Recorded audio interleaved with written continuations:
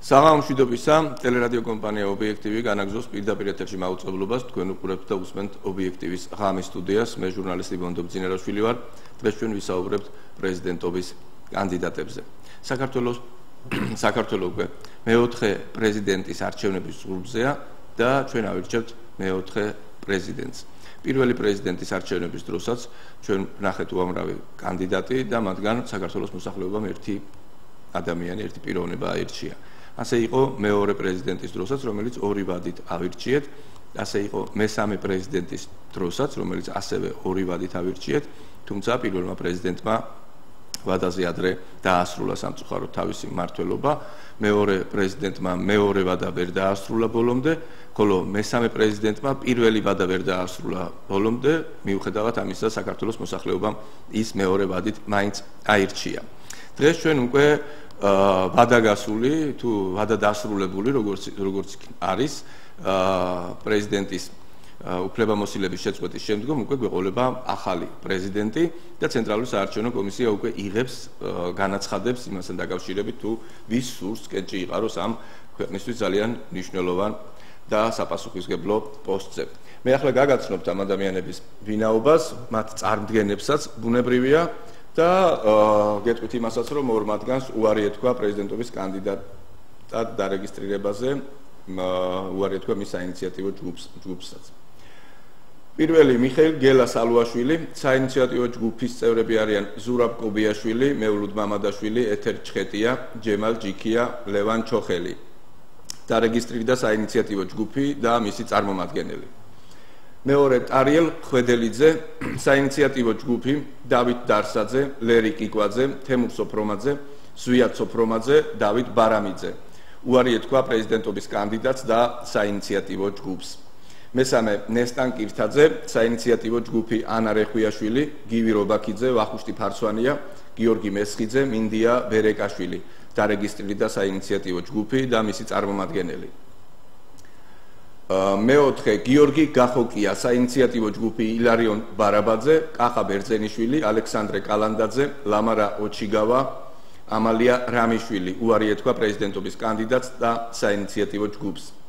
მეხუთე შალვა ნათელაშვილი, საქართველოს ლეიბორისტული პარტია. მეექვსე მამუკა ჭოხონელიძე, საინიციატივო ჯგუფი აკაკი კაჭარავა, დავით ჯანხოთელი, ზაზა ჭოხონელიძე, ზურაბ ბუტიკაშვილი, თამაზ ოქრუაშვილი. დარეგისტრირდა საინიციატივო ჯგუფი და მისი წარმომადგენელი. მეშვიდე ნიკოლოზ გორგიჯანიძე, საინიციატივო ჯგუფი გულიზარ აბასოვი, გოდერძი თარხნიშვილი, გიორგი ბადალიანი, ნუნუ კოხოძე, ზაურ მერეკლიშვილი. დარეგისტრირდა საინიციატივო ჯგუფი და მისი წარმომადგენელი. მერვე გიორგი თარგამაძე, ქრისტიან დემოკრატიული მოძრაობა, მეცხრე სერგო ჯავახიძე, სამართლიანი საქართველოსთვის. მეათე გიორგი ჩიხლაძე, საინიციატივო ჯგუფი გიორგი გიორხელიძე, უჩა ციკლაური, ზაზა ხურციძე, გიორგი ხაჭაპურიძე, ლავრენტი სუხიშვილი. დარეგისტრირდა საინიციატივო ჯგუფი და მისი წარმომადგენელი. მე-11 მერაბ გორგაძე, საინიციატივო ჯგუფი ქრისტინე კობალაძე, შორენა კობალაძე, რუსლან გორგაძე, მანუჩარ სურმანიძე, ჯემალ დუაძე.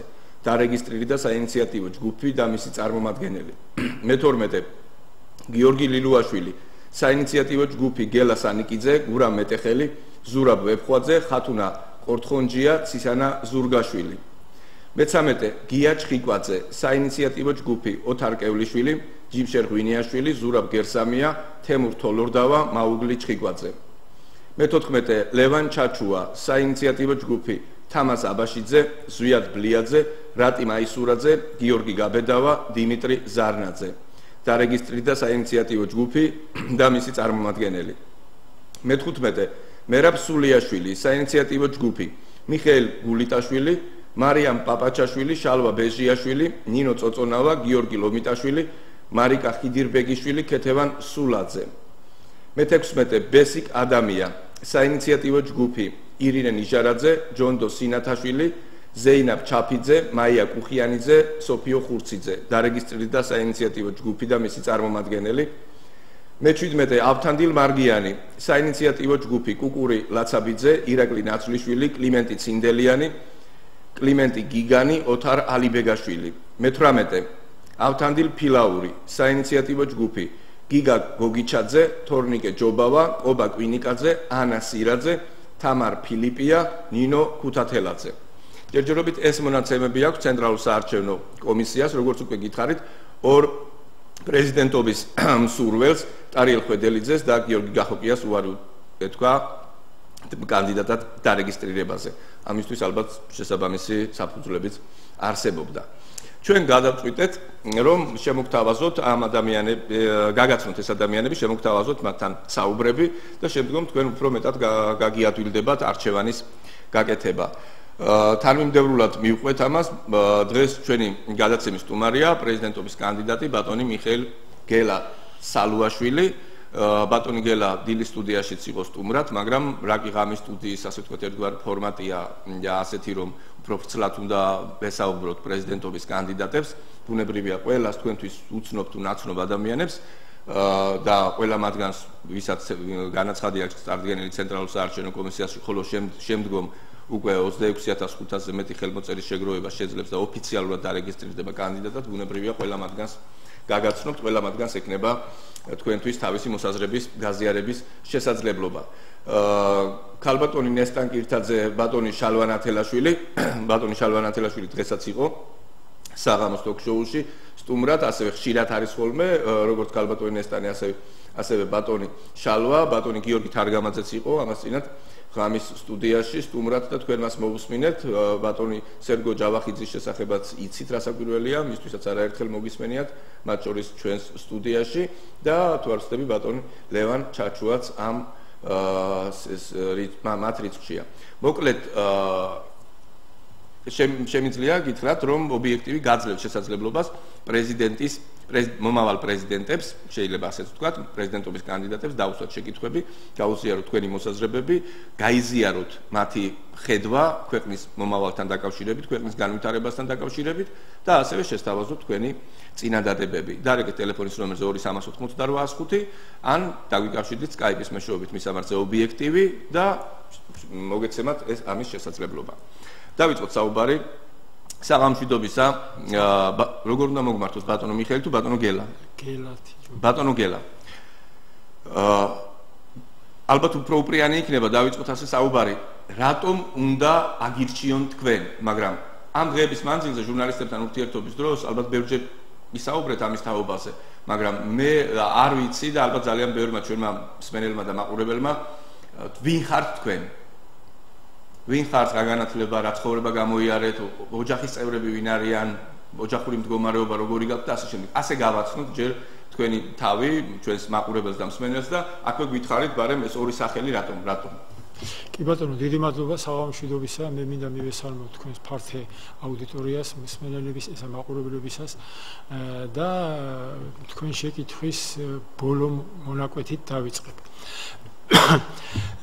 მე როდესაც დავიბადე, ბაბუა ჩემი სახელი დამარქვეს მიხეილის და როგორც მე წარიმართა ცხოვრება, ავად გახლდით დაბადებიდან ცოტა ავადმყოფობდი და დედაჩემს ჰქონდა ასეთი ხილვა, რომ სიზმრით მოწოდებული, რომ გელა დაარქვიო და გამოჯამთელდებაო და მართლაც გელა რომ დამარქვეს იმის გამო გამოჯამთელდით რა იყო და იქიდან მოყოლებული ესე იგი დაბადების მოწმობაში საბუთებში ოფიციალურად მიხეილია, მაგრამ სულ ყველა მიცნობს გელათი. აი ეს ორი სახელიც იმ ფილმის არ იყოს, აი დაახლოებით ამდაგვარია. რაც შეეხება თქვენს პირველ შეკითხვას, ესე იგი უпроსტად რამოდენიმე იყო და აი მეორე შეკითხვაზე ვინ ვართ ჩვენ და რას წარმოვადგენთ. ეხლა მე ჩემი ბიოგრაფიის მოყოლას მე შემიძლია შემოგთავაზოთ გვერდი მაქედან თქვენ წაიკითხოთ, მე მეუხერხულება ყველაფერი ამის წაკითხვა. მაგრამ მე გეტყვით რომ მე არა, გითხარით სად სწავლობდით, რა პროფესიის ხართ, ანუ კი ბატონო, ზოგადი წარმოდგენა მაინც რომ შეექმნას ჩვენს მაყურებელს. ჩვენ შეგვიძლია მე ახლა ბუნებრივია ვიტყვი ამ ასე ვთქვათ ჩამონათვალ ზოგიერთს და ჩვენ შეგვიძლია ავკრიფოთ ესე იგი მისამართი ჩვენი პოლიტიკური პარტიის ვებგვერდის, ეს არის უფალი_g და იქ ჩემი პოლიტიკურმა პარტიამ არ წარგადგინა თქვენ საინიციატივო ჯგუფმა წარგადგინა. მოგახსენებთ ახლა. კარგი, განაგზეთ და შემდგომ მე გახლავართ პოლიტიკური ორგანიზაციის სამართლიანობის აღდგენის კავშირი ხმაერის და უფალია ჩვენი სიმართლეს თავმჯდომარე.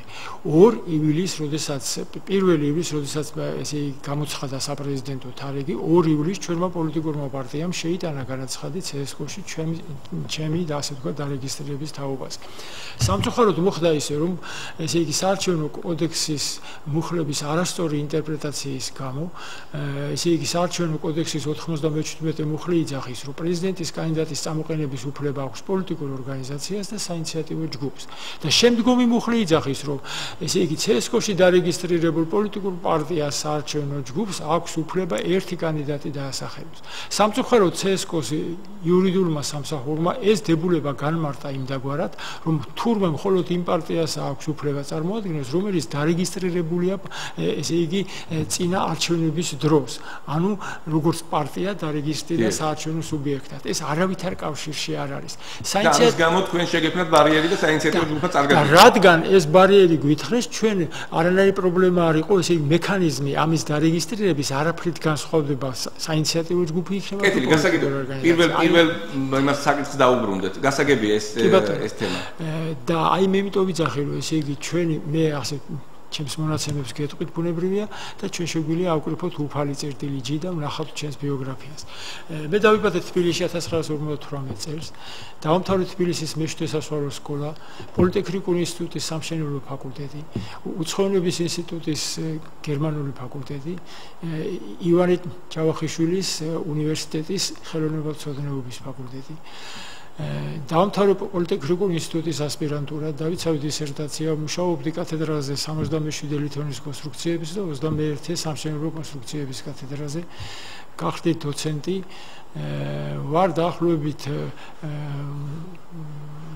რადგან ეს ფორმატი ითხოვს, ამიტომ ვარ დაახლოებით 90-მდე მონოგრაფიის ავტორი, 60-მდე სამეცნიერო ასე ვთქვათ ნაშრომის ავტორი, ვარ 9 იურიდიული კრებულის ავტორი, რომელიც კონსტიტუციას ეხება, ანუ კონსტიტუციონალისტი გახლა ვარ პარალელურად ამისა. ჩვენ დავაარსეთ ჩვენი პოლიტიკური ორგანიზაცია 1992 წლის 10 იანვარს. აი იმ დღეებში, როდესაც საქართველოში მოხდა, ესე იგი ძმათა მკვლელი ომს, მე ამას არ დავარქვევ, ეს იყო სამხედრო გადატრიალება ასე ვთქვათ რუსული იმპერიული ძალებისა და საქართველოში მომქმედი, ესე იგი მე არ მოვერიდები ამ ტერმინს, კრიმინალური ელემენტების ასე ვთქვათ შეთანხმების შედეგად ქვეყანაში ხელისუფლების ასე ვთქვათ ძალადობრივი ცვლილება მოხდა.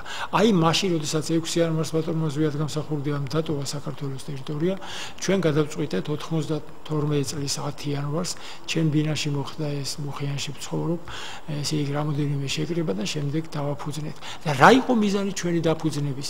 მე გახდით არა, ამაზე მე ვილაპარაკოთ. არა, მე ვიძახი ჯერ თქვენზე ხო, აი ჩემი მონაცემები მინდა დავამთავრო. ასე დავამთავრო თქვენი მონაცემები. კი ბატონო, მე გულისხმობ, რომ მე გახდით ესე იგი მრგვალი მაგიდის არჩეული თბილისის პირველი საკრებულო, ესე იგი პირველი ადგილობრივი თვითმმართველობის არჩევნები ჩატარდა 1991 წლის 31 მარტს.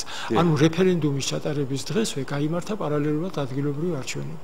და მე მრგვალი მაგიდის არჩეული ვიქენი საბურთალო საკრებულოს წევრად პირველივე სესიაზე საკრებულოს თავმჯდომარედ გახდით და როდესაც მოხდა ეს დეკემბერიანის პროცესები და ანუ თქვენ დედაქალაქის საკრებულოს პირველი თავმჯდომარე ხართ? არა, ესე იგი საკრებულო მაშინ ადგილობრივი თვითმმართველობა შედგებოდა ორი საფეხურისაგან. იყო რაიონული საკრებულოები, თქვათ მაგალითად 10 რაიონი იყო და მე გახდით საბურთალოს რაიონიდან, მაგრამ საბურთალოს რაიონის პირველი თავმჯდომარე გახლავართ და როგორც საბურთალოს რაიონის თავმჯდომარე გახდით ქალაქ თბილისის საკრებულოს წევრიც. აი მაშინ ამდაგვარი სტრუქტურა იყო აღებული, ყველა რაიონიდან 5-5 კაცი იყო არჩეულიდან უკვე ირჩეოდა ეს პოზიცია. და როდესაც მოხდა დეკემბერიანის მოვლენები, ჩვენთვის ცხადი გახდა, რომ აქტიური პოლიტიკური საქმიანობისთვის, ასე ვთქვათ, მთლად ვერ იქნებოდა ის გარემო, შესაძლებლობა არ იქნებოდა ამისი და ამიტომ გადავწყვიტეთ, აი ჩვენ პოლიტიკურ ორგანიზაციაში თავი მოიყარა მრგვალმაგიდაში შემავალი პოლიტიკური ძალების, ასე ვთქვათ, სხვადასხვა პარტიების წარმომადგენლება. და ჩვენ გადავწყვიტეთ, რომ დავრეგისტრირებულიყავით მაშინდელ, ასე ვთქვათ, უკანონო ხელისუფლებაში, მაგრამ დე ფაქტო ხელისუფლებას, რათა ესე იგი ლეგალური მოქმედების შესაძლებლობა მოგცემოდა. ჩვენი პოლიტიკური პარტიის წესდება გამოქვეყნდა 11 თებერვალს და რაუდენ გასახარი იყო ჩვენთვის რომ 12 თებერვლის ხელმოწერით გავცელდა იმ დღეებში ბატონი ზვიად გამსახურდიას მიმართვა რომელიც დაახლოებით ასეთი ფორმულირების იყო მრგვალმაგდეს შემოვალ პოლიტიკურმა ორგანიზაციებმა ვიდრე არსებობს ხუნტა და უკანონო ხელისუფლება უნდა იბრძოლონ ესე იგი ღია ლეგალური და არალეგალური მეთოდებით ანუ ბატონი ზვიადის მოწოდება იყო რომ ერთ ნაწილს ემოქმედა ისე რომ არ ეცნო ეს ხელისუფლება არ დაემყარებია ურთიერთობა და მეორეს რაღაცნაირად ასე ვთქვათ ლეგალური გზით. ესე იგი 11 თებერვალს ჩვენი წესდება გაზეთ თბილისში გამოქვეყნდა და 12 თებერვლის ხელმოწერით ქართველი ერისადმი მიმართვით გავრცელდა ეს წესდება. დავაზუსტოთ პარტიას რა ერქვა? ჩვენ პარტიას მაშინ ერქვა ის სახელი, რასაც ქვეყანას ეკერა პირზე. ეს იყო სამართლიანობის აღდგენის კავშირი ხმა ერისა.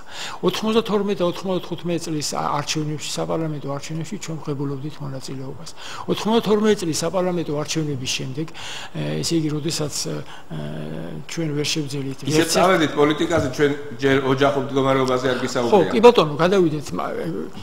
დაუბრუნდეთ ამას და მე გავაგზავნოთ მაშინ. ძალიან მოკლედ შეგვიძლია გადახვევა გავაკეთოთ, იმიტომ რომ მე ვისაუბრებთ ამაზე დეტალურად. მე რატო ვთქვი, რომ ესე იგი, პარალელურად იმისა, რომ თქვათ, ჩემი სამეცნიერო ხაზით არის ჩემი ძირითადი საქმიანობა, მე ტექნიკურ უნივერსიტეტში გავხდით, ასე ვთქვათ, ვასწავლიდი და პარალელურად ამისა ჩვენ მეთქი პოლიტიკური ორგანიზაცია დავარსეთ 92 წელს.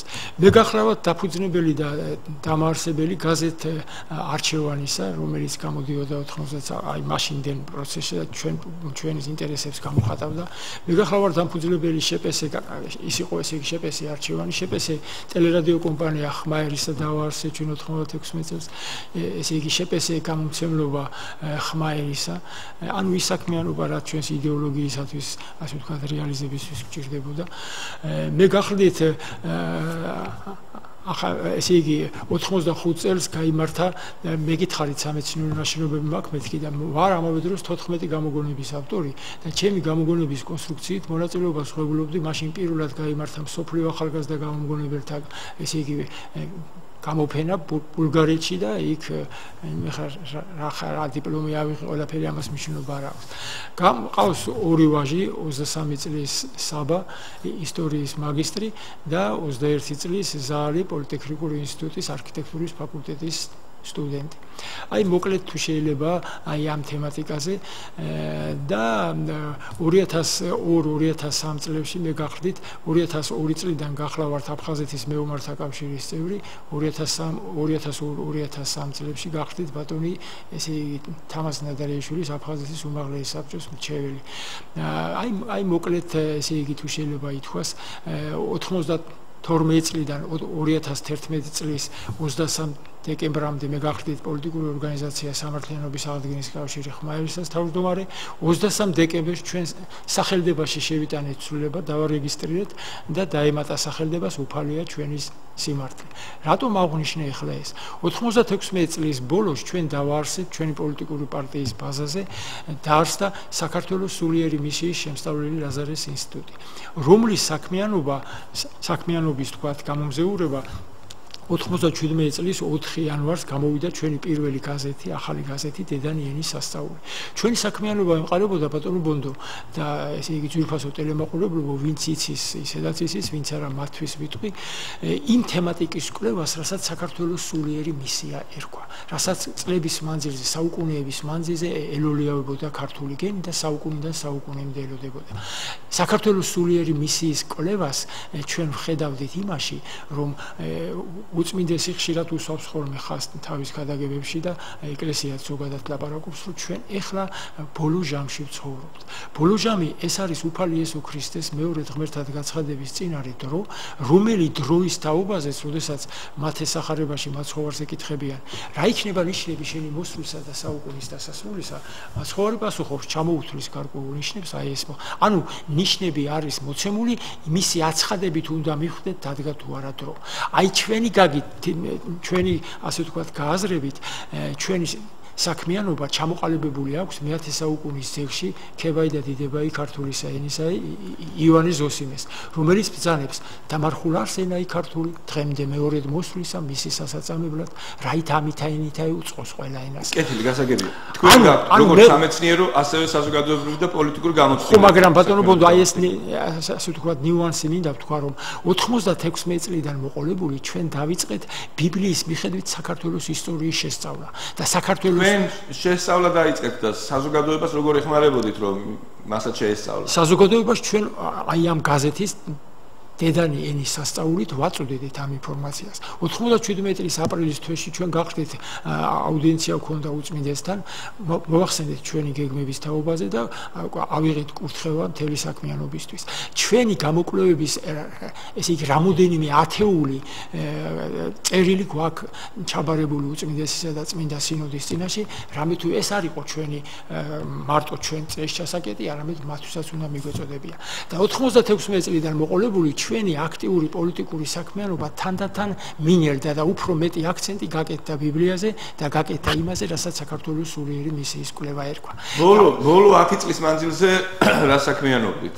აი მაგას გეუბნებით 97 წლიდან მოყოლებული ჩვენ ვიყავით ესე იგი პასიურ პოლიტიკურ საქმიანობაში და ვიყავით აქტიურ ესე იგი საქართველოს სულიერ მისიის კვლევაში და როდესაც ჩვენი საზრით იმ ბიბლიური ნიშნებით გვენიშნა რომ იმ თემატიკის საჯაროდ გაცხადებისა და უფრო ფართედ გავრცელების დრო იყო ამიტომ 2011 წლის დეკემბრის თვეში ჩვენ სახელმწიფოში შევიტანეთ ცვლილება მეთქი 23 დეკემბერს გახდით პატრიარქთან მე და ბატონი რეზო კობიაშვილი და აი იმავე დღეს მოხდა ისე რომ 2 დეკემბერს შევიტანეთ იუსტიციის სამინისტროში დარეგისტრირების და მანდამაინც 23 დეკემბერს პატრიარქთან აუდიენციის დღეს დაგვარეგისტრირა პარალელურად იმისა და პატრიარქს მოვახსენეთ ჩვენი პოლიტიკური საქმიანობაში აქტიურად გადასვლის შესახებ. როგორ გენიშნათ, რით გენიშნათ ეს რომ უნდა შეგეცვალათ ასე ვთქვათ, უნდა გააქტიურებულიყავით. და აი სწორედ მაგ თემატიკას ეხება ჩვენი საპრეზიდენტო პროგრამა, რითიც დღეს ჩვენ ვაპირებთ მოსახლეობის წინაშე წავდგეთ, ორი პირობითი ნაწილისგან შედგება.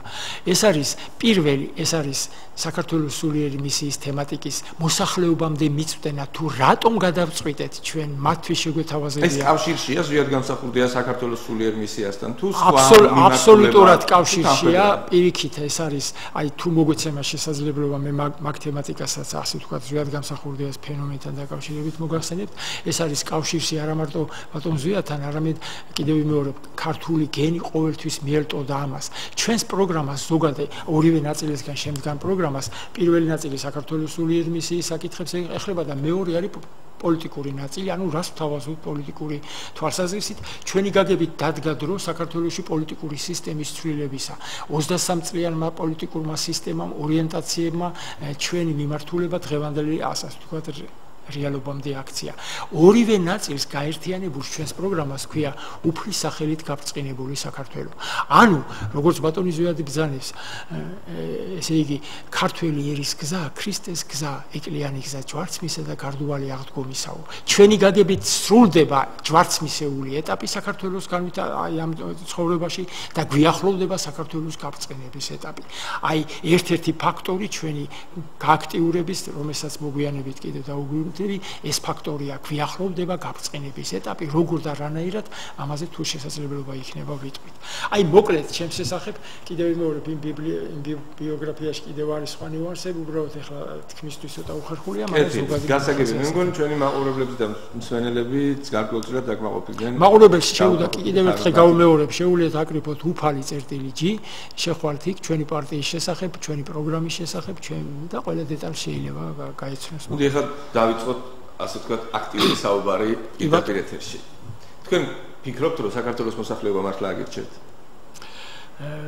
ძალიან კარგი კითხვაა. თუ ეს არის თქვენთვის საშუალება იმისთვის რომ მედიის ყურადღება მიიპყროთ და თქვენი იდეები, თქვენი მოსაზრებები გააცნოთ მოსახლეობას, რადგან თქვენ დაგითმობენ ტრიბუნას როგორც ვთქვათ ტელემედიაში, რადიოში, ასევე ბეჭდურ მედიაშიც და შესაბამისად გექნება თქვენი მოსაზრებების ფართოდ გავრცელების შესაძლებლობა. დიდი მადლობა ბატონო ბოდო, შესანიშნავად ჩამოაყალიბეთ თქვენ ფორმულირება გაუკეთეთ იმ მოტივს, იმ მოტივაციას თუ რამ გადაგვადგმებია ჩვენს ნაბიჯი. მაგ კითხვაზე მე დავიწყებ იმით, რითიც წეგან ასე ვთქვათ შევწყვიტე. 96 წლიდან მოყოლებული ჩვენ აქტიურ პოლიტიკურ საქმიანობას ჩამოვცილდით. თუმცა პასიურად ყველა პოლიტიკურ იმას ვეხმიანებოდით, მე გულისხმობ არჩევნებში მონაწილეობაზე ვთქვით უარი. 92-95 წლის მერე ჩვენ აღარ მიგვიღია არჩევნებში მონაწილეობა. მოგეხსენებათ, პოლიტიკური ორგანიზაცია ეს არის სტრუქტურა, რომელიც ასე იგი იბრძვის იმისათვის, რომ ხელისუფლებაში მოსვლის გზით განახორციელოს ის ასე ვთქვათ შეხედულებები, რაც ამ პოლიტიკურ გუნდში გაერთიანებულ პირებს აკავშირებს. ჩვენი მიზანი არ არის რაიმე სკამის დაკავება. ჩვენი მიზანი არ არის არც ასე ვთქვათ მედიის საშუალებებში ყურადღების გამოჩენა. ჩვენ ესე იგი 16-17 წელია ჩვენ ამისათვის არ გამოგვიყენებია არც ერთი საარჩევნო კამპანია. კიდევ ვიმეორებ, ჩვენ მიგვაჩნდა, რომ ბიბლიის მიხედვით ჯერ ამის დრო არ იყო დამდგარი. ახლა ამის დროა.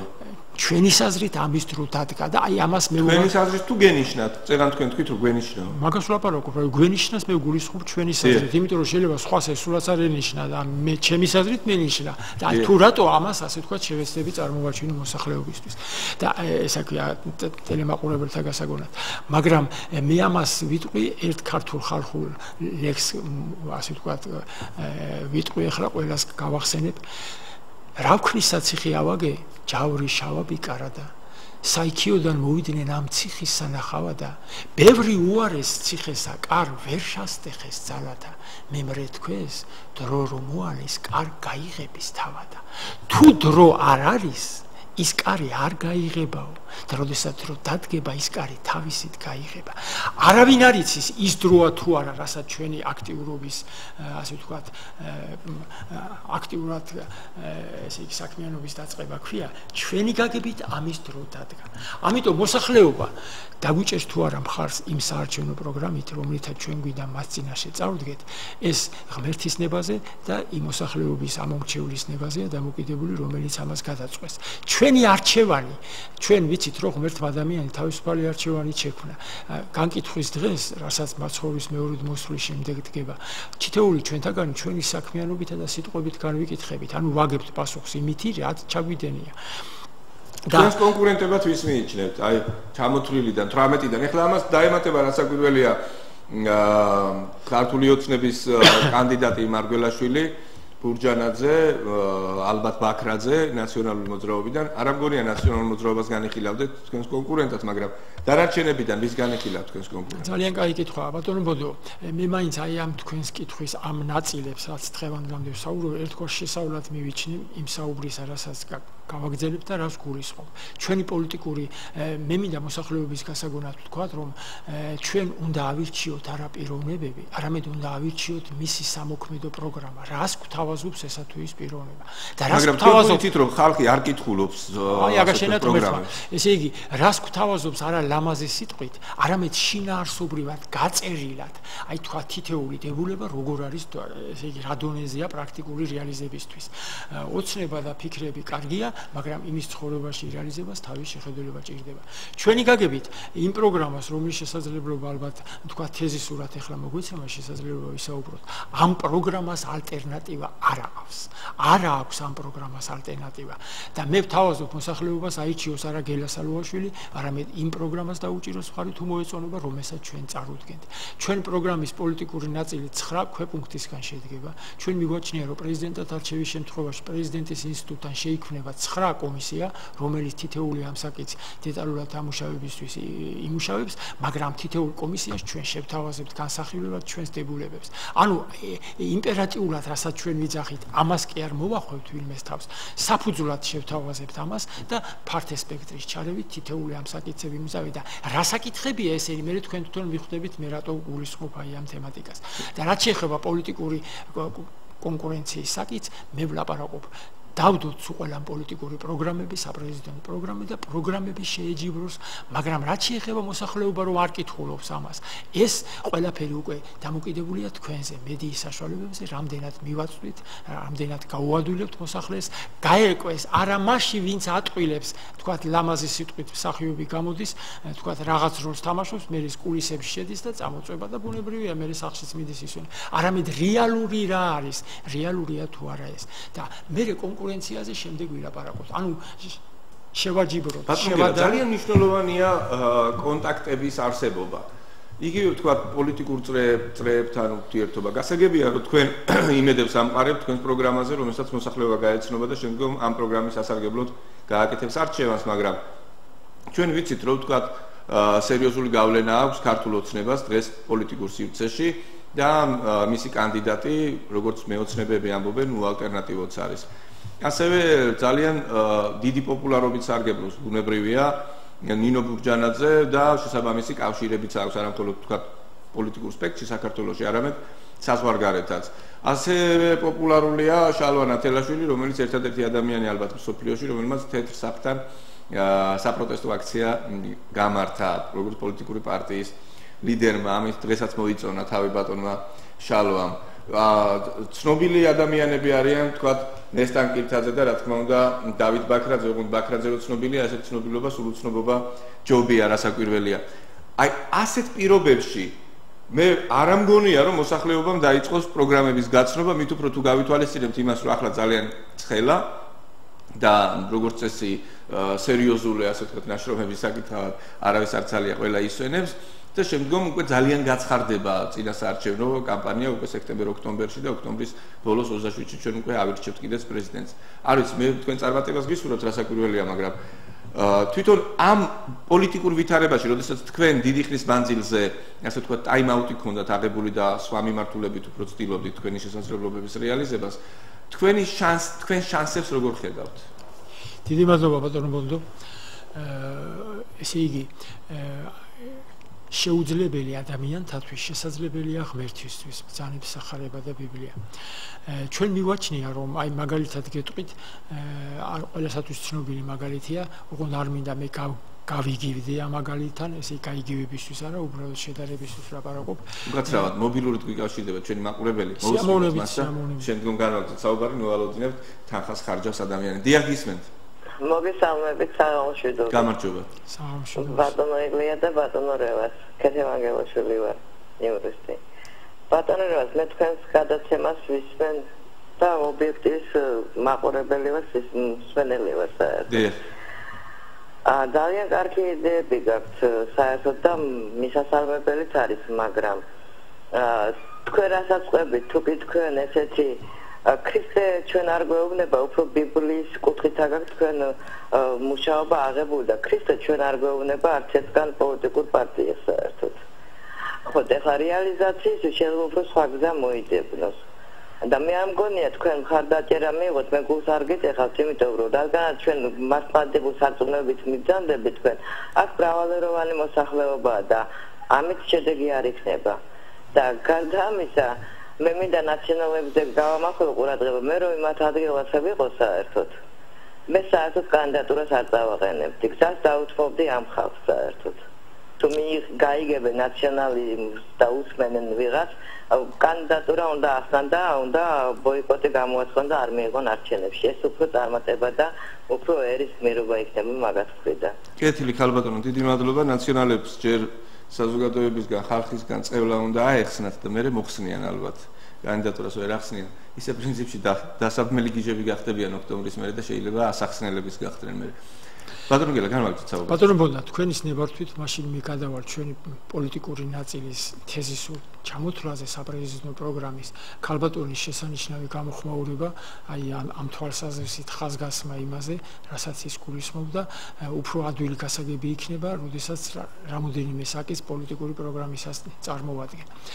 ჩვენი პოლიტიკური პროგრამის პირველი შემადგენელი ნაწილი ასეთია: საქართველოს სახელმწიფოებრივი სამართალმემკვიდრეობის კომისიის შენასთავაზობთ, ანუ საქართველოში, ესე იგი 91-92 წლებიდან მოყოლებული მოყოლებული გამრუდებულია სახელმწიფოებრივი სამართალმემკვიდრეობის ხაზი.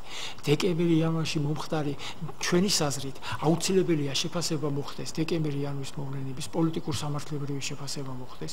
ჩვენი საზრით აუცილებელია შეფასება მოხდეს დეკემბერ-იანვრის მოვლენების შემდეგ იოსელიანი, კიტოვანი, სიგუასა და შევარდნაძის შემდეგ ისაკია მიერ ფუძეცაყრილი პოლიტიკური რეჟიმისა, რომელიც 10 ნახევარი წლის მანძილზე გრძელდებოდა, ჩვენი საზრით აუცილებელია პოლიტიკურ სამართლებრივი შეფასება მოხდეს სააკაშვილი, ჟვანია, ბურჯანაძის მიერ ფუძეცაყრილი რეჟიმისა. სამართლებრივი შეფასება საქართველოში 92 წლიდან მოყოლებული 2012 წლის 1 ოქტომბრამდე არსებული პოლიტიკური რეჟიმისა უნდა დაედოს საფუძვლად ახალი საპარლამენტო არჩევნების გამართვას. ჩვენი საზრით ვფიქრობთ პრეზიდენტის არჩევნების მერე უნდა გაიმართოს პარლამენტის არჩევნები. აი მაგას ვლაპარაკობ. ესე იგი პარლამენტის არჩევნები რომ გაიმართოს, რიგარეში საპარლამენტო არჩევნებს გულისხმობ მე. რიგარეში საპარლამენტო არჩევნების გამართვა სჭირდება იურიდიული საფუძველი.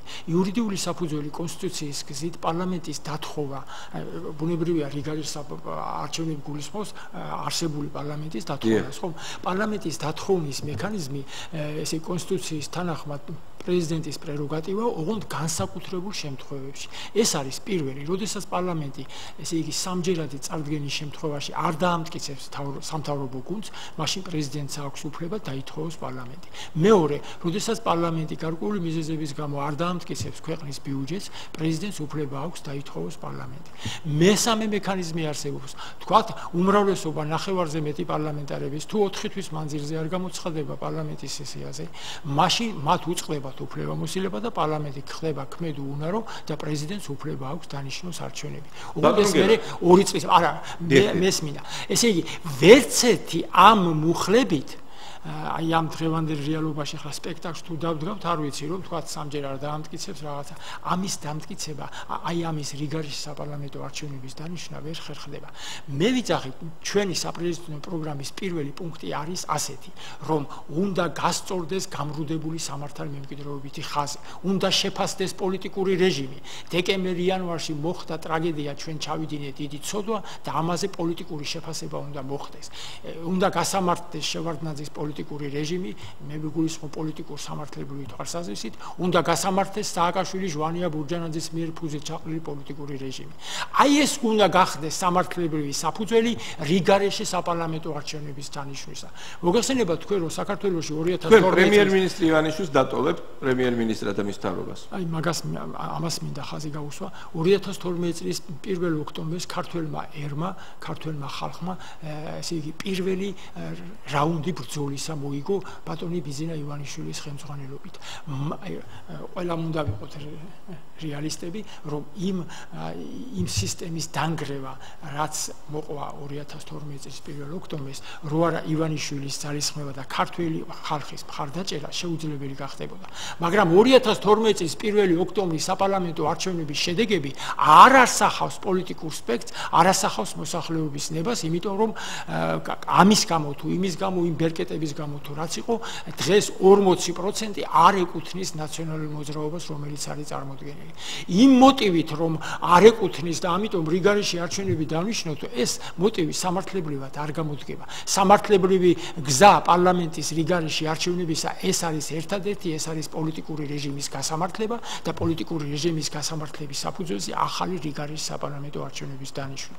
და იქ პოლიტიკური სპექტრი როგორი რეალიზებიც იქნება ქართველი ნების გამოსახული, აი მან უნდა იფიქროს იმ განვითარებაზე, რაც ასე ვთქვათ, ქართველმა ერმა უნდა. მაგრამ ამას დრო დაჭირდება, ამას ვთქვათ 27 ოქტომბრის შემდგომ რეჟიმების გასამართლებას ძალიან დრო ჭირდება. როგორც მინიმუმ თქვენ იმუშავებთ თუ ვერ იმუშავებთ ივანიშვილის მთავრობასთან? ჩვენ ხო ვიცით უკვე ვინ არიან ივანიშვილის მინისტრები. კი, გასაგებია. ან ვისთან იმუშავებთ და ვისთან ვერ იმუშავებთ? აი მე თქვენის ნებართვით აი ამ პირველ პუნქტს ამოვწურავ, მე რამოდენიმეს ვიტყვი და შემდეგ დაუბრუნდები, იმიტომ რომ იმის გარეშე გაუგებარი გახდება ჩემი ის პასუხი, რასაც თქვენ გეტყვით. ანუ ჩვენი საპრეზიდენტო პროგრამის პირველი ნაწილი ეს არის, ესე იგი დეკემბერ-იანვრის მოვლენების სამართლებრივი შეფასება, შევარდნაძისა და სააკაშვილი, ჟვანია, ბურჯანაძის სამართლებრივი აი ამ რეჟიმების სამართლებრივი შეფასება. ამის საფუძველზე რიგარეში საპარლამენტო არჩევნების დანიშვნა. ეხლა მოდი შემდეგ დავაზუსტოთ ერთი წამი. თქვენ რამდენჯერ მიახსენეთ ჟვანია სააკაშვილი ბურჯანაძე თუ არა თანმიმდევრობა როგორია? სააკაშვილი ჟვანია ჟვანია ბურჯანაძე.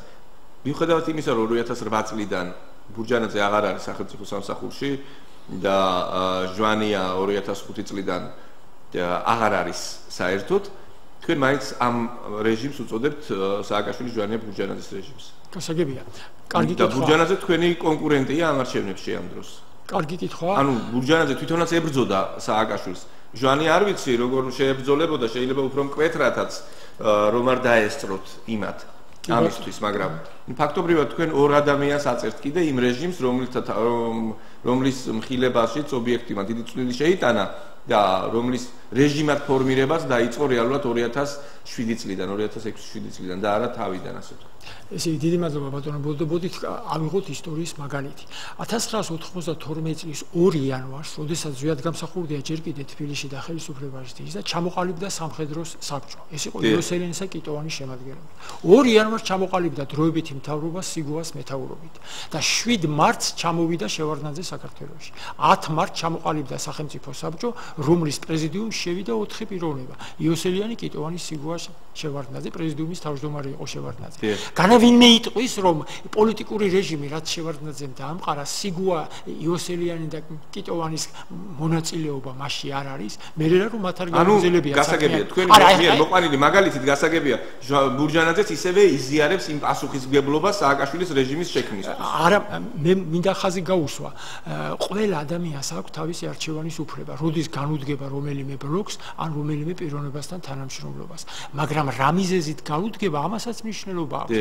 2004 წლიდან მოყოლებული, ესე იგი, სააკაშვილი ჟვანია ბურჯანაძის რეჟიმმა, აი ამ სამეულმა ფუძე ჩაუყარა ახალ რეჟიმს, რომელმაც გააგრძელა ის პოლიტიკური ხაზი დანგრევისა ქვეყნისა, ქართული ცნობიერების გრევისა, ყველა სფეროში, მეცნიერება იქნება, განათლება იქნება, ყველაფერი და ახალი, ასე ვთქვათ, რაღაც კოსმოპოლიტური ცნობიერების ყველაზე, ასე ვთქვათ, ცუდი გაგებით ამ სიტყვის დამკვიდრებას. 2004, 2005, 2006, 2007 წლის ნოემბერი გვახსოვს ჩვენ როგორ მოხდა. ჩვენ გვახსოვს 2007 წლის 9 ნოემბერს, 7 ნოემბერს რაც მოხდა, 9 ნოემბერს ქალბატონი პარლამენტის თავმჯდომარის გამოსვლა პარლამენტის ხდომაზე, როგორ ბრძანებდა რომ მისი სახელმწიფო თურმე მათი ფულზე ჩაყრილი სახელმწიფო შედგა, რომ თურმე ეს აგენტები, ეს რუსეთის ვიღაცები ამას აკეთებენ, იმას აკეთებენ. ჩვენ გვახსოვს ამ ფონზე როგორ გადადგა სააკაშვილი და 9 ნოემბერს, როდესაც პარლამენტის თავმჯდომარე ქალბატონი ნინო ამ გამოსვლით გამოდიოდა, ესე იგი 7 ნოემბერი იყო ჩავლილი, როდესაც იმედის დარბევა იყო და იმედი მონგრეული იყო და ის ეძახოდა სახელმწიფო შედგომას. 4 იანვარს, ესე იგი 5 იანვარს ჩატარდა საპრეზიდენტო არჩევნები, რომლის გაყალბებაზე ყველა ვლაპარაკობთ, რომ გაყალბებული იყო 2008 წლის 5 იანვრის საპრეზიდენტო არჩევნები. მაშინ მოვალეობას პრეზიდენტისას ასრულებდა მაშინდელი პარლამენტის თავმჯდომარე. ჩვენ ყველას გვახსოვს თბილისის სპორტის სასახლეში პრეზიდენტის არჩევნების შემდეგ ერთად მდგარი სააკაშვილი ბურჯანაძე, როგორ უწოდებდა სააკაშვილი მას რკინის ლედის და ბურჯანაძეც როგორ იფერებდა ყველაფერ ამას. მე ხლა პიროვნულად არ დავდივარ ქალბატონი ბურჯანაძის როგორც პრეზიდენტობის კანდიდატის. მე ვლაპარაკობ 2008 წლის 21 მაისს ჩატარდა საპარლამენტო არჩევნები. 2008 წლის 21 მაისის ესე იგი კონსტიტუციის და კანონის თანახმად 30 დღით ადრე ესე იგი სიების წარდგენა ხდება.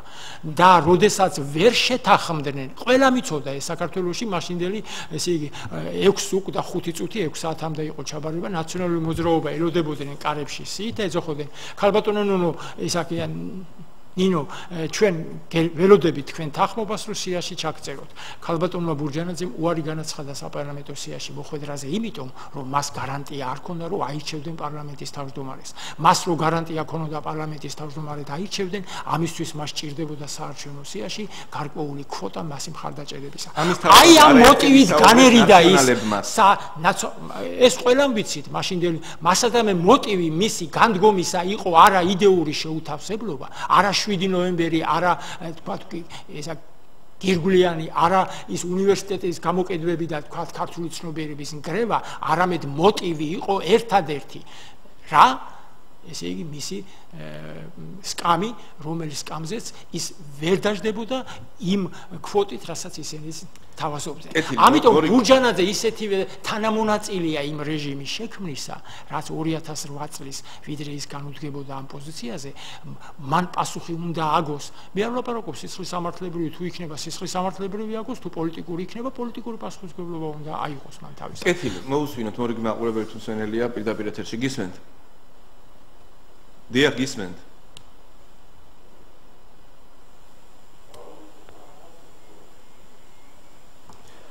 სამ ჩაგვერთვება მე თქვენის ნებართვით აი ამ ფორმულირებას დავამთავრებ. ესე იგი პირველი ჩვენი საპრეზიდენტო პროგრამის პირველი პუნქტი არის ასეთი: რეჟიმის გასამართლება და რიგარეშ საპარლამენტო არჩევნები.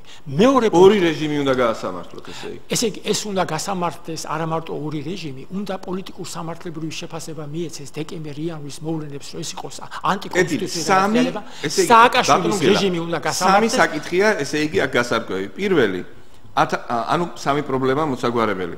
ვადამდელ საპარლამენტო არჩევნებამდე პირველი 1991-12 წლების მოვლენების შეფასება და რატო იცით ბატონო მეორე შევარდნაძის რეჟიმის გასამართლება მესამე სააკაშვილის რეჟიმის გასამართლება სააკაშვილი ჟვანია ბურჯანაძის სააკაშვილი ჟვანია ბურჯანაძის რეჟიმის გასამართლება თქვენ როგორ ფიქრობთ ახლა ამ სამ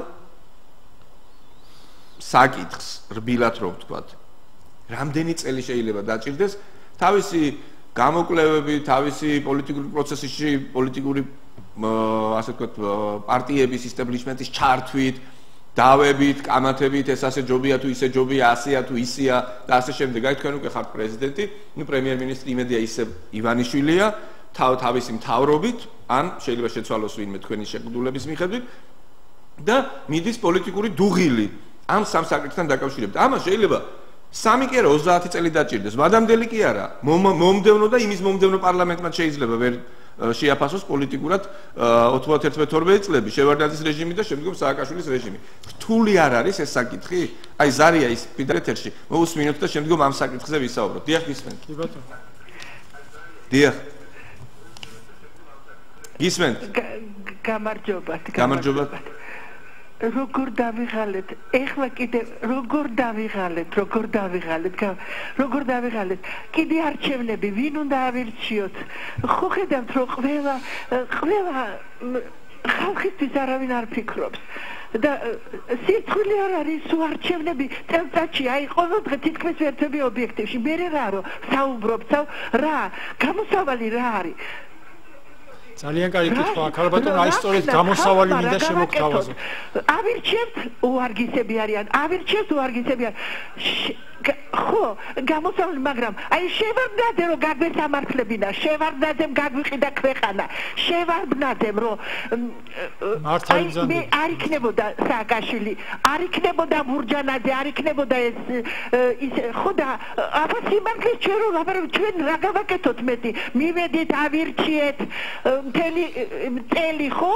შარშანდელი წელი ვიყავით ცხელი ზაფხული ქონდა ოქტომბერში გავიმარჯვეთ და აგერ უკვე მე-10 დაიწყო და ვართ ისე ავირჩიოთ პრეზიდენტი მერე ჩვენ ეხლა არავისი ხათრით და არავისი იმითი არ უნდა ავირჩიოთ ჩვენ თვითონ ხალხმა უნდა მოუწოდოთ რომ ავირჩიოთ ჩვენ პარლამენტი და მერე საპრეზიდენტო არჩევნებით ჩვენ არ გვჭირდება ასეთი პრეზიდენტი რა ვიცი ახლა იმას როგორ ვენდო რომელმაც დააქცია ქვეყანა მართალი ბრძანდებით მადლობთ ქალბატონო დიდი მადლობა ზარისთვის ბატონო ბოდო მე აი თქვენ ასე ვთქვათ შესანიშნავ ფორმულირებას დროის თვალსაზრისით ასეთი პასუხი მინდა გავცი ესე იგი მე დარწმუნებული ვარ რომ ამ თქვენს გადაცემას დღეს აი ზარებიც მეტყოლებს საკმაოდ ფართე აუდიტორია usmens და ყველა ალბათ დამეთანხმება რომ თუ სათავე არ გაიწმინდა ეს არ არის ფიგურალური ნათქვამი ეს არის პირდაპირი ნიშნები და აი წარმოვიდგინოთ ჩვენ ასეთი რაღაც თითოეულ ჩვენთაგანი სათავეში უკვე ბატონო გელა თქვენ იქნებით არა მე სხვა სათავეს გულისხმობ აი პროცესების სათავეს თითოეული ჩვენთაგანი დიახ თითოეული ჩვენთაგანი რომელი აღსარებლობისაც არ უნდა ვიყოთ ჩვენ თითოეული ჩვენთაგანი ვართ მეტნაკლები ცოდვილები უცოდველი არავინ არა ვართ და როდესაც თქვათ მაგალითად მართლმადიდებლები მე როგორც მართლმადიდებლები ამ მაგალითზე გეტყვით როდესაც ჩვენ რაღაც შეცდომებას უშვებთ მივდივართ ეკლესიაში ესე იგი როგორი გზა არის ზიარებამდე გავდივართ მარხვის პროცესს, მე ესე იგი აღსარებას ვაბარებთ მოძღვარს და თუ მოძღვარი ჩათვლის, მე გვაზიარებს ჩვენ.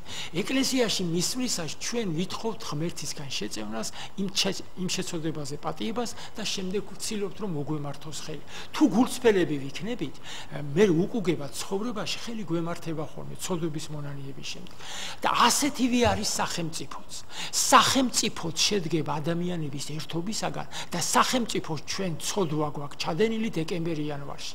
თუ ეს სათავე არ გავწმინდეთ, დღევანდელი ჩვენი ხელისუფლება 2012 წლის ჩათვლით, ეს არის სიგუა შევარდნა ეს იოსელიანი ტიტოვანი სამხედრო საბჭოს და დროებითი მთავრობის სამართალმემკვიდრე. ამანშვა რეჟიმი 2003 წლის ნოემბერში მოვიდა სააკაშვილი, ჟვანია, ბურჯანაძე იმ ლოზუნგით, რომ გაასამართლებდნენ შევარდნაძის რეჟიმს. აი დღეს იქნება, ხვალ იქნება, ვერ გაასამართლეს რეჟიმი და იმის გამო, რომ აი ქალბატონმა როგორც ბრძანა, რომ პოლიტიკური ასე ვთქვათ, ესე იგი სახელი დარქმეოდა ყველაფერს, იქნებ ჩვენ გაეთვალისწინებია მოსულ ხელისუფლებას და არ დაესვა ის შეცდომები. ამიტომ ჩვენ ვიძახით, რომ დეკემბერ-იანვრის მოვლენების შეფასების გარეშე ეს ვერ მოხერხდება. ეხლა თქვენი ბრძანებს სავსებით სწორად რამდენი დრო დაჭირდება ამას? აი მე თქვენ გეტყვით ორ დოკუმენტს, ფიგურალურად ლაპარაკობ და ეს ორი დოკუმენტი გვეტყვის თვითონ რამდენი დრო დაჭირდება ამას. 92 წლის 13 მარტს გროზნოში დევნილობაში მყოფმა უზენაესმა საბჭომ ზვიადგამსახურდიას მეთაურობით მიიღო ასეთი დადგენილება, რომ რადგანაც პარლამენტს არ მიუღია თვითაშლის გადაწყვეტილება, რადგანაც პრეზიდენტს არ მიუღია გადადგომის გადაწყვეტილება, ეს ნიშნავს იმას, რომ კანონიერი ხელისუფლება არსებობს აგრძელებს იურიდიულ არსებობას. და მათ შეაფასეს დეკემბერ-იანვრის მოვლენები როგორც ანტიკონსტიტუციური და სამშობლო მაგრამ ფაქტია ისიც ბატონო გელა, რომ უზენაესი საბჭოს ძალიან ბევრმა წევრმა შემდგომ პარლამენტარის პენსიის დანიშნაზე თანხმობა განაცხადა და იმ უზენაესი საბჭოს ერთ-ერთი წევრი ახლაც არის საქართველოს პარლამენტის წევრი. გასაგებია. ასე რომ ის უზენაესი საბჭოს ლეგიტიმაცია ცოტა მეორე დოკუმენტი ბატონო ბოდო, მეორე დოკუმენტი ეს არის 2005 წლის 11 მარტის დოკუმენტი, პარლამენტის დადგენილება, რომელსაც ხელს აჭერს ბურჯანაძე იყო თავმჯდომარე, მაგრამ იმ სხდომას უძღვებოდა ბატონი მიხეილ მაჭავარიანი და მიხეილ მაჭავარიანის ხელმოწერით არის ეს დოკუმენტი.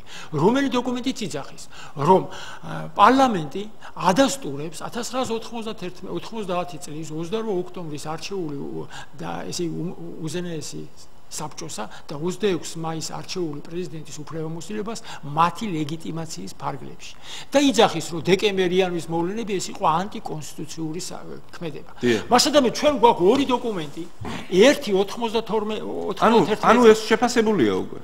აი ამას ვლაპარაკობ. ესე იგი ამას უნდა დალაგება ერთმანეთის გვერდით მიწყობა და პასუხები არის, ესე იგი რეჟიმის გასამართლების ყველანაირი ბერკეტი ჩვენ გვაქვს და ამას ახლა გავაგრძელებთ და გეტყვით რამდენი დრო დაჭირდება მაგას. ბატონო გელა, ესე იგი 2005 წელს საქართველოს პარლამენტის დადგენილებით 91-12 წლებში რაც მოხდა, ის მოვლენები შეფასდა ანტიკონსტიტუციურად.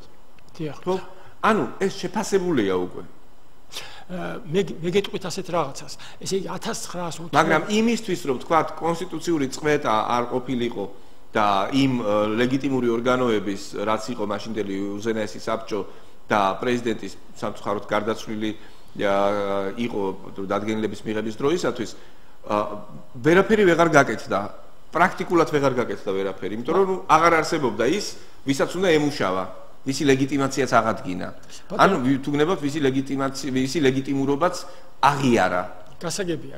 უკვე შევარდნაძის შემდგომმა პარლამენტმა. კი ბატონო, მართალი ბრძანდებით ბატონო, ოღონდ უნდა ვთქვათ, რომ 18-21 წლების ასე ვთქვათ საქართველოს დამოუკიდებელი რესპუბლიკა, როდესაც 1990 წლის 9 მარტს ეროვნული მოძრაობის ძალისხმევით გუმბარიძის უმაღლესმა საბჭომ, ესე იგი საქართველოს უმაღლესმა საბჭომ მიიღო ესე იგი დადგენილება კიდევ იმერობ ეროვნული ძალების ასე ვთქვათ ძალისხმევით. მე წავიკითხავ რა წერია ამ დადგენილების ასე ვთქვათ ფორმული წავიკითხავ უბრალოდ იმისათვის რომ ჩვენ გადაცემის პირველი ნაწილი უკვე დასასრულს მივახლოვდა.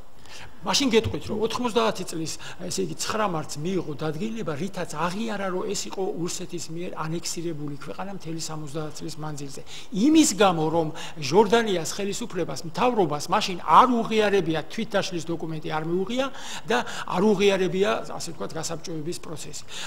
იმ დროს არც ერთი წევრი ცოცხალიც არ იყო, როდესაც ეს დოკუმენტი შეიქმნა. ამის საფუძველზე სამართალმემკვიდრეობის საკითხი მოგვარდა შემდეგ 28 ოქტომბრის არჩევნებით 31 მარტის ესე იგი რეფერენდუმისა და 9 მარტის დამოუკიდებლობის აღდგენის აქტით.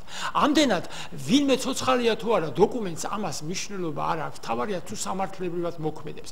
ზვიად გამსახურდიას ხელისუფლებამ შექმნა დოკუმენტი, რომელსაც არასდროს არ გაუავა და სანამ ამ დოკუმენტისა და 2005 მაგრამ 2005 წლის პარლამენტის დადგენილება არის თუ არა ის დოკუმენტი, რომელიც 2005 წლის პარლამენტის დადგენილება 11 მარტის დადგენილება ეს ადასტურებს და ამყარებს 1992 წლის 13 მარტის დადგენილებას და იძახის რომ ის ხელისუფლება როგორც მინიმუმ იმ 5 წლიან ვადაში იქაც იყო ისინი იყვნენ კანონიერები და იმ კანონიერმა ხელისუფლებამ მიიღო რომ ყველა აქტი რომელიც უკანონო გზით არის მიღებული მათ შორის არჩევნების შესახებ არის წინასწარ უკანონო და ბათილად ცნობილი და ამ 2005 წელმა დაადასტურა რომ ის მართალია მასადამე სამართლებრივი ბაზა შეფასებისა შევარდნაძისა და სააკაშვილის რეჟიმის ჩვენს ხელთ გვაქვს ეს არის ანტიკონსტიტუციური გადატრიალების გზით ხელისუფლებაში მოსული ძალა და ამას სჭირდება პრეზიდენტის დეკრეტი ამას სჭირდება პრეზიდენტის ბრძანებულება და არა პარლამენტის დადგენილება კეთილი იმედია ჩვენ უკვე ნოემბერში ვიხილავთ ამ დეკრეტს ამ ახალ რომელსაც გამოსცემს ახალი პრეზიდენტი მე მაყურებელს და მსმენელს შევახსენებ რომ ჩვენი ტელეკომპანიის ტელერადიო კომპანია ობიექტივის ღამის სტუდიის პირდაპირ ეთერში პრეზიდენტობის ერთ-ერთი კანდიდატი მიხეილ გელას-ალუაშვილი საუბრობს მე ჟურნალისტი ბონდო ბძინარაშვილი ვარ 5 წუთის შემდეგ დაგიბრუნდებით და კვლავ განვაგრძობთ საუბარს ჩვენს რესპონდენტთან დროებით